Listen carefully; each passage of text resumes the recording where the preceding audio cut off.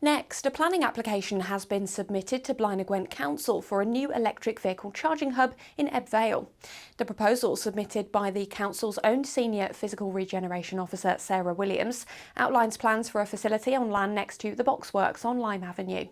The project includes 6 parking bays, 3 dual rapid charging points, a solar canopy, CCTV, lighting, fencing and access road and associated infrastructure. According to planning documents, the Lime Avenue site was chosen as the preferred location from 3 options considered by the council.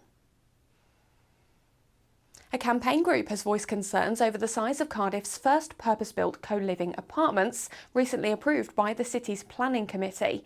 The new development on Penarth Road will feature private living spaces as small as 216.3 square feet, with shared communal facilities.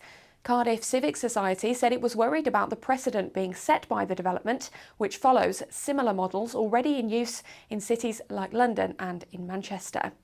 Cardiff Council defended the decision, stating that co-living arrangements are becoming more common in the UK, and said it remains committed to creating inclusive, sustainable and well-designed places to live.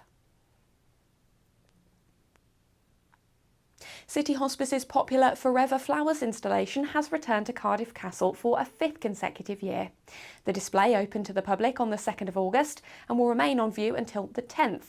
This year's flower is the daffodil, Wales's national flower, chosen for its symbolism of hope, resilience and new beginnings.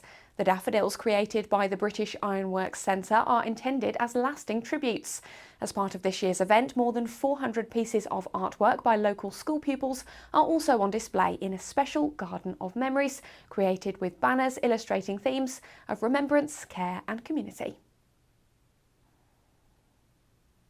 It's now illegal in the UK to possess, import, manufacture or sell ninja swords. The ban is the latest measure under Ronan's Law aimed at tackling knife crime nationwide. From now, anyone found in possession of a ninja sword, even in private, could face up to 6 months in prison.